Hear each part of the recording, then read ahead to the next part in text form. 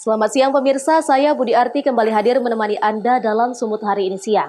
Siang ini kami telah merangkum sejumlah informasi terkini di antaranya. Rumah Sakit Umum Tuan Rondaheim gelar perlombaan kreatif perayaan HUT ke-75 RI di masa pandemi. Gupsu wacanakan hujan buatan atasi abu vulkanik. Bupati Batubara tidur di desa wujud pemimpin cinta masyarakat. Selain cuplikan berita tadi, kami juga akan menghadirkan beragam informasi lainnya. Pemirsa, kita jelang Sumut Hari ini siang selengkapnya.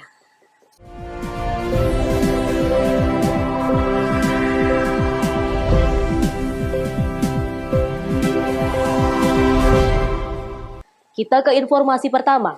Pemirsa, merayakan Hari Kemerdekaan yang ke-75 tahun Republik Indonesia di masa pandemi COVID-19, Direktur Rumah Sakit Umum Tuan Rondaheim gunakan cara kreatif dengan perlombaan menghias ruangan rumah sakit dan memberikan cenderamata kepada para pasien. Hal ini dilakukan guna menanamkan jiwa nasionalisme dan rasa cinta Indonesia.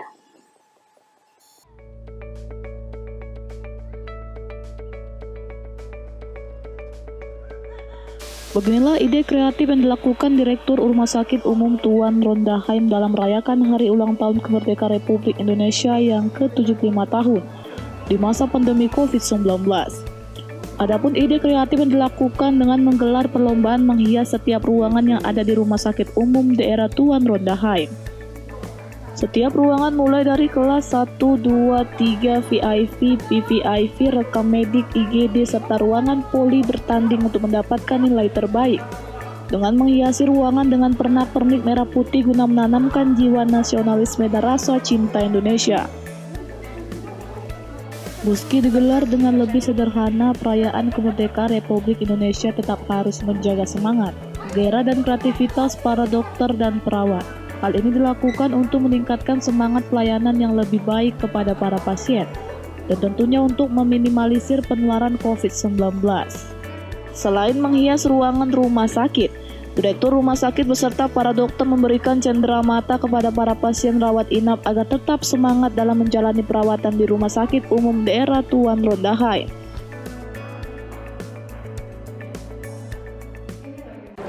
Dengan kondisi COVID sekarang, jadi kita tidak bisa mengadakan keramaian. Jadi ya memang kita dari manajemen mempunyai ide untuk membuat ya hal simpel, tapi ya mudah-mudahan menambah semangat para fungsional kita dalam pelayanan supaya lebih semangat melayani pasien seperti itu.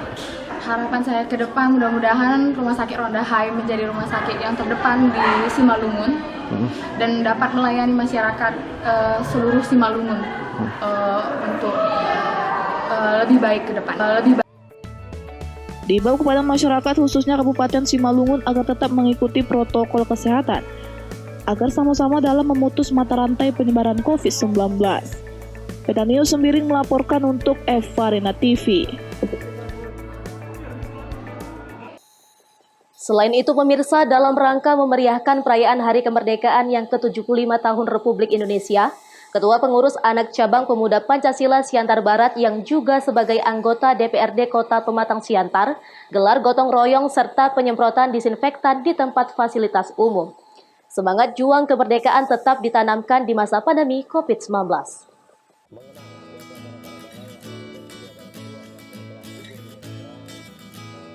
Beginilah antusias dari pemuda Pancasila Siantar Barat dalam menyambut Hari Kemerdekaan yang ke-75 tahun Republik Indonesia di masa pandemi COVID-19.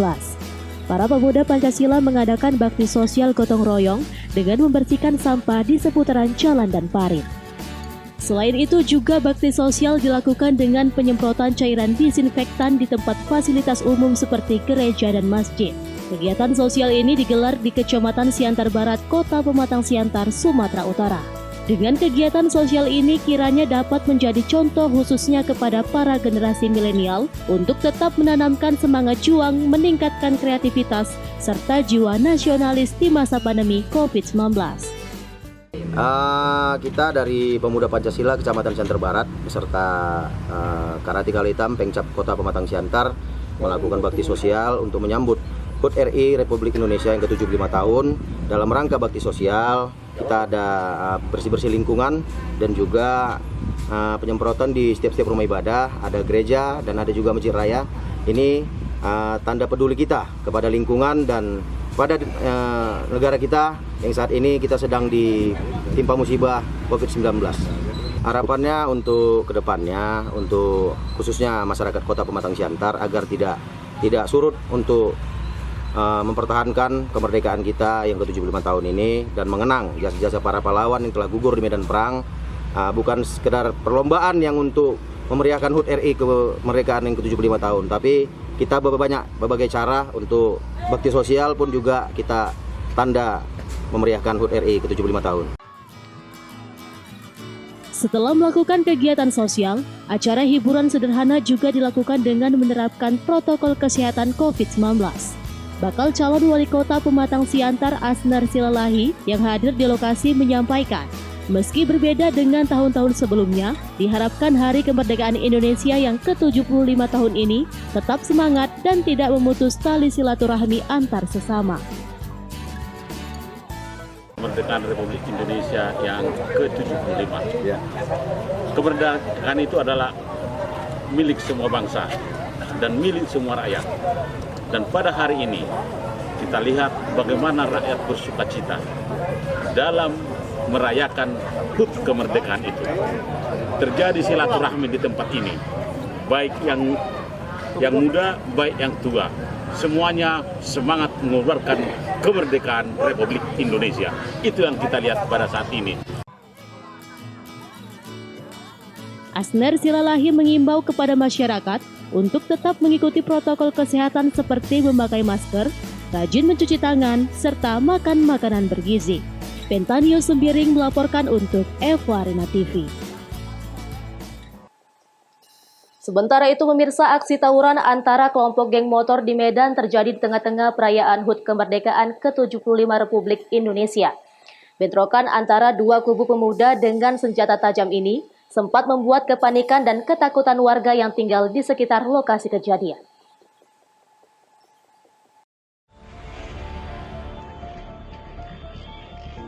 Bentrokan antara dua kubu komunitas motor ini terjadi di Jalan AH Nasution, Medan Johor, Sumatera Utara di Hari Kemerdekaan ke-75 Republik Indonesia kemarin.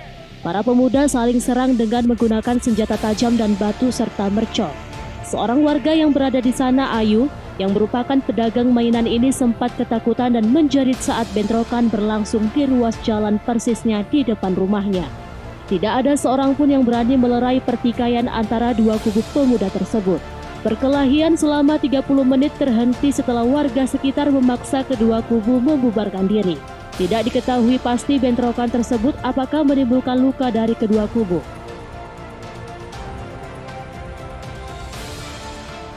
Kemarin tuh ada dua geng, sama dari sana jumpa tengah. Tiba-tiba tuh lah terjadi berantem itu, ada bawa sajam, bawa mercon. Bang. Ada berapa orang yang kakak lihat nih kak, jumlahnya kak? Berapa rame sih? Sekitar 200-an lah kalau nggak salah saya. Rame naik kereta.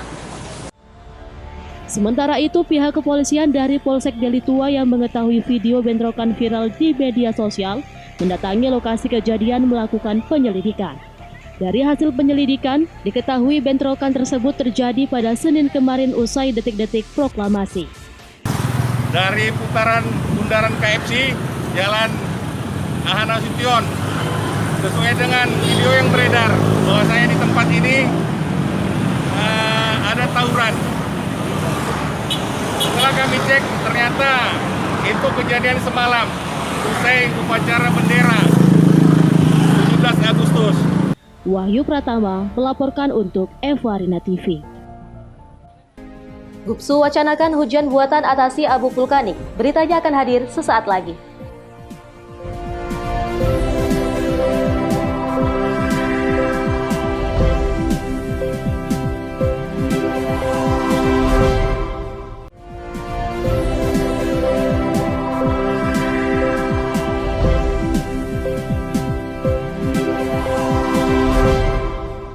Terima kasih masih bersama kami. Pemirsa, dalam memeriahkan HUT Kemerdekaan Republik Indonesia ke-75 tahun, Kepala Imigrasi bersama Pegawai Imigrasi Kelas 2 TPI Tanjung Balai Asahan memberi bantuan sembako kepada dua abang beradik penderita gizi buruk di Jalan Keluarga, Kelurahan Sairantau, Kecamatan Datuk Bandar, Tanjung Balai, Sumatera Utara.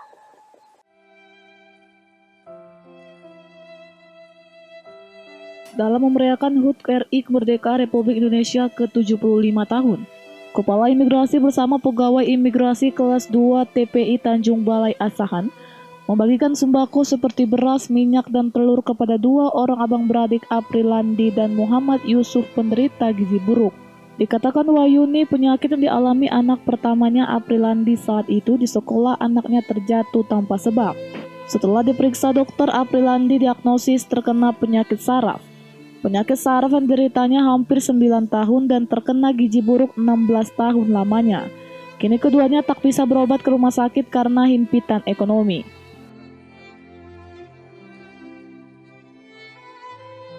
Senang sekali, Pak. Senang sekali rasanya dibantu saya kayak gini, diperhatikan. Alhamdulillah, mudah-mudahan Bapak murah rezeki, panjang umur, sehat selalu. Ya, ini dalam rangka kita berbagi kasih ya, dalam rangka peringatan Hari Kemerdekaan RI yang ke-75. Jadi kantor imigrasi kelas 2 TPI Tanjung Balai juga ingin berbagi perasaan dengan saudara-saudara kita, terutama yang berada di sekitar kantor imigrasi Tanjung Balai kelas 2 TPI kelas 2 Tanjung Balai Asahan.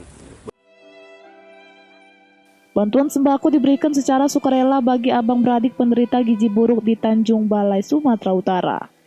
Wanda Pratama melaporkan untuk Eva Rina TV.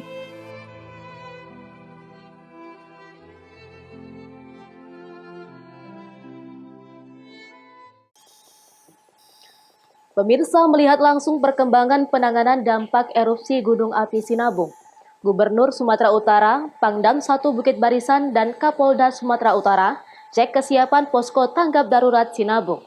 Dalam kunjungan kali ini, Gubernur mewacanakan rekayasa cuaca atau pembuatan hujan buatan apabila diperlukan untuk mengantisipasi dampak abu vulkanik Sinabung.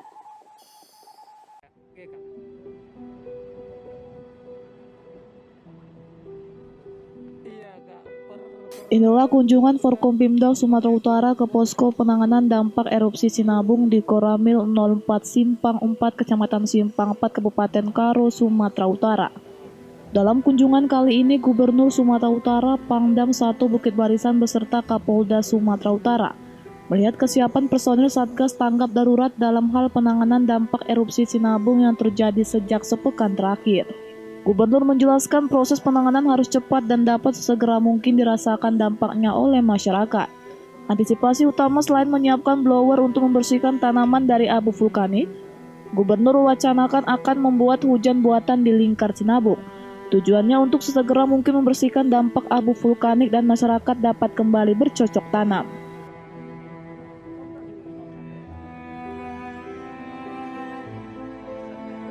Dampak abu ini bukan hanya sampai kecamatan, udah sampai kota Medan ini. Ya, inilah kita atasi tadi dengan tanaman sayur-sayuran yang 1.300 hektar yang terdampak akan disemprot menggunakan blower. Kalau blower pun tak bisa, dari Dan Lanut sudah menyarankan untuk dilakukan rekayasa cuaca hujan. Nah, kita lihat ke depan. Jalan-jalan harus dibersihkan, tempat-tempat ibadah yang harus dibersihkan sehingga rakyat punya moral di situ, ada kebutuhannya. Yang keempat, logistik rakyat yang harus diperhatikan, apalagi saat ini kesehatan berhadapan dengan COVID-19. Gunung Api Sinabung masih berstatus siaga level 3. Tingginya tremor erupsi mengakibatkan desa lingkar Sinabung kembali diselimuti abu vulkanik dari tipis hingga tebal. Warga diimbau untuk tidak memasuki zona merah, dan warga yang beraktivitas di zona abu diimbau untuk menggunakan masker dan pelindung mata. Chandra Bukit melaporkan untuk Eva Rina TV. Kita beralih ke informasi lainnya. Pemirsa, Polda Sumatera Utara berhasil menggagalkan upaya penyelundupan narkotika antar daerah. Sebanyak 100 kg narkotika jenis sabu dan 50.000 butir pil ekstasi berhasil diamankan dari 2 tersangka di Jakarta.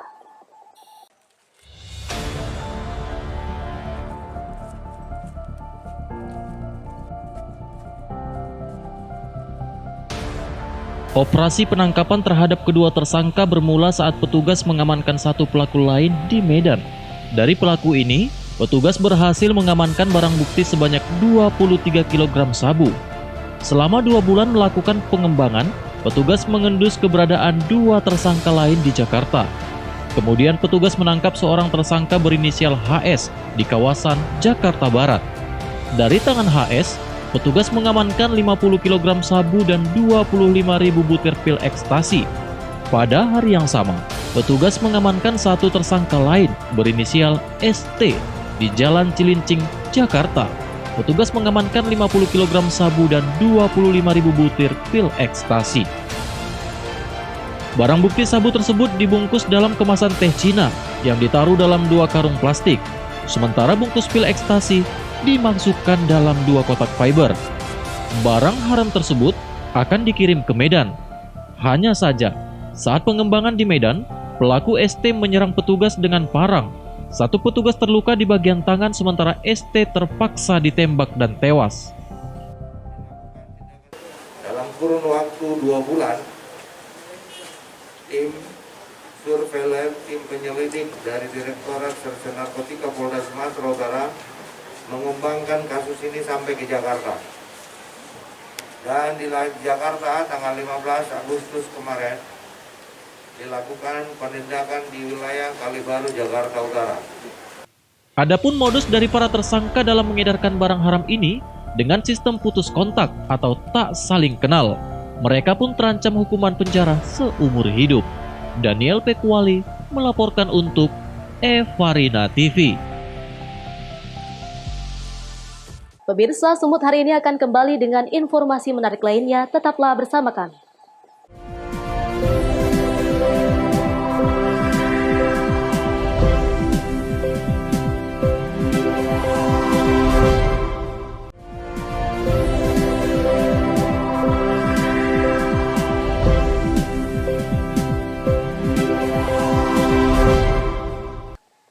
Terima kasih masih bersama kami. Pemirsa, dalam menyambut adaptasi kebiasaan baru, Bupati Batubara tidak henti-hentinya melakukan sosialisasi kepada masyarakat dan langsung belusukan ke desa-desa memantau situasi desa hingga bermalam di rumah warga.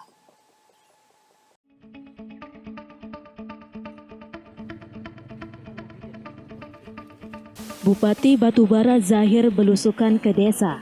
Tidak tanggung-tanggung, Zahir juga bermalam di rumah warga dan memberikan sosialisasi langsung kepada warga agar selalu mematuhi protokol kesehatan dalam masa adaptasi kebiasaan baru. Bupati yang sederhana dan familiar terhadap warga ini menyambangi desa Karangbaru, Kecamatan Datuk Tanah Datar, Kabupaten Batubara. Dalam kedatangannya ke desa tersebut, Zahir memantau langsung tentang keadaan desa, sembari bergotong royong membersihkan parit jalan desa bersama warga hingga sholat berjamaah. Selain itu, Zahir bersama rombongan dengan mengendarai sepeda motor melakukan peninjauan infrastruktur pembangunan jembatan dan jalan di desa.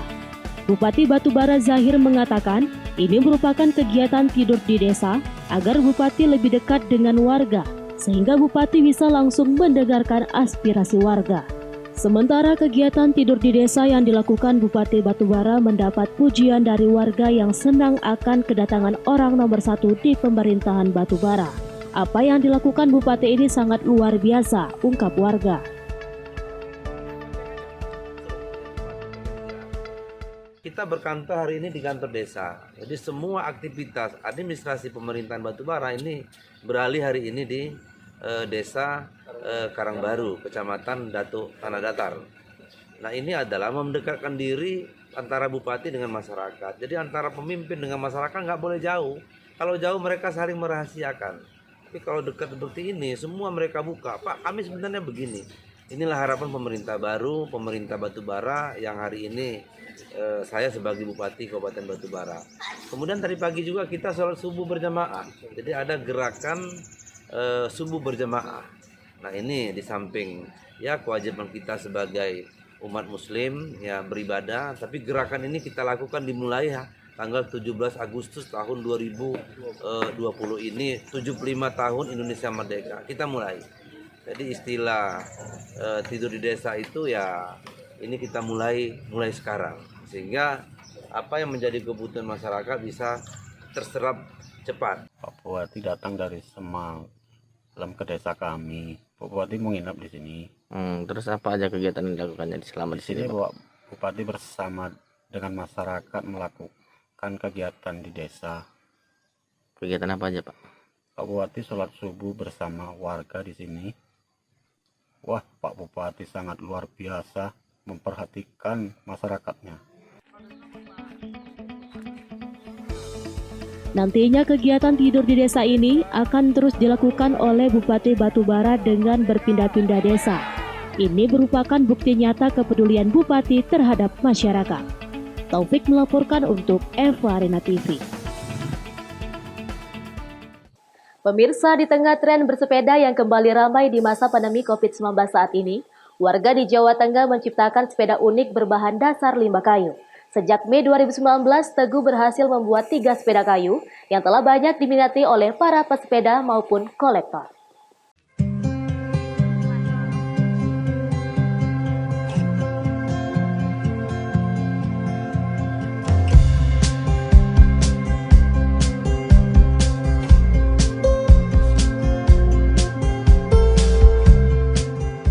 Sepeda kayu ini nampak berbeda dari sepeda pada umumnya. Corak dari sepeda tampak jelas jika materialnya terbuat dari bahan kayu. Ya, inilah kreasi sepeda yang dibuat oleh Teguh Rahayu, seorang perajin asal Pucangan, Kartasura, Sukoharjo, Jawa Tengah. Ide untuk membuat sepeda kayu ini telah muncul sebelum tren bersepeda kembali ramai di masa pandemi COVID-19. Ide pembuatannya tercetus pada Mei tahun lalu. Usai melihat tayangan berita di televisi mengenai sepeda berbahan kayu. Teguh mengumpulkan limbah kayu bakar yang ada di sekitar rumahnya. Tak sembarang memilih jenis kayu yang digunakan. Teguh memilih jenis kayu jati dan kayu mahoni yang sudah kering. Kedua kayu tersebut ringan dan tidak mudah melengkung serta menyusut. Kayu-kayu yang digunakan untuk membuat sepeda harus dalam kondisi kering agar tingkat keawetan dan kenyamanannya terjaga. Berbekal kemampuannya di bidang kerajinan, Teguh berhasil menyulap limbah kayu tersebut menjadi sepeda kayu bernilai jutaan rupiah. Sepeda kayu buatan Teguh mampu menahan beban hingga 80 kg. Dia mengaku menambahkan plat besi pada rangka sepeda agar lebih kuat dan nyaman serta tidak memuai. Menurut Teguh, hal tersulit dalam pembuatan sepeda kayu yaitu pada bagian roda. Karena harus dengan cermat memasang ruji sepeda dan pemasangan lingkaran ban harus tepat. Kalau kesulitan itu dari sekian rangkaian jenis sepeda itu yang paling sulit sendiri itu saya bikin roda. Paling sulit sendiri saya bikin roda. Itu makan roda satu itu makan waktu 5 hari itu saya bikinnya itu. Paling sulit pasang ruji-rujinya.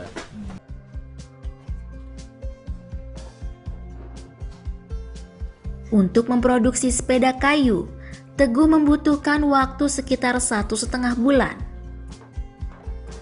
Teguh sudah menggunakan sepeda-sepeda buatannya untuk berkeliling kota Solo, sekaligus menguji kelayakan sepeda kayu buatannya tersebut. Koleksi sepeda kayu buatan Teguh sudah banyak diminati oleh pesepeda maupun kolektor. Namun karena belum ada kecocokan harga, Teguh masih menyimpannya sebagai koleksi.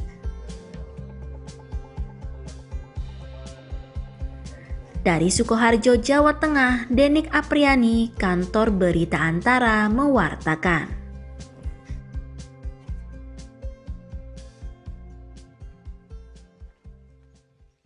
Pemirsa, informasi tadi sekaligus mengakhiri pertemuan kita dalam Sumut hari ini siang. Saya Budi Arti mewakili kerabat kerja yang bertugas pamit undur diri dari hadapan Anda. Terima kasih atas kebersamaannya dan sampai jumpa.